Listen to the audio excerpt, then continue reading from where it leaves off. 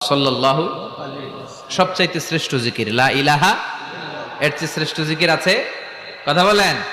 বিশ্বনবী বললেন, মান ক্বালা লা ইলাহা ইল্লাল্লাহ সিদকান মিন কলবিহি, একনিষ্ঠতার সাথে অন্তর থেকে কেউ যদি জীবনে একবার বলে লা ইলাহা ইল্লাল্লাহ দাখালাল জান্নাহ, তার যদি পাপ থাকে, অন্যায় থাকে, ওই পাপ আর অন্যায়ের শাস্তিগুলার পরে কোনো না কোনো দিন আমার ওই বান্দা জান্নাতে ঢুকবে।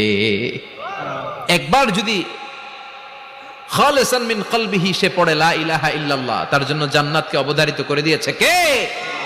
আবার এটার নাম আল্লাহ দিয়েছে কালিমায়ে, কথা বলেন, দরাবাল্লাহু মাসালান কালিমাতান তাইয়িবাতান কাশাজারাতিন তাইয়িবাতিন আসলুহা সাবিতুন ওয়া ফারউহা ফিস সামা। সুবহানাল্লাহ।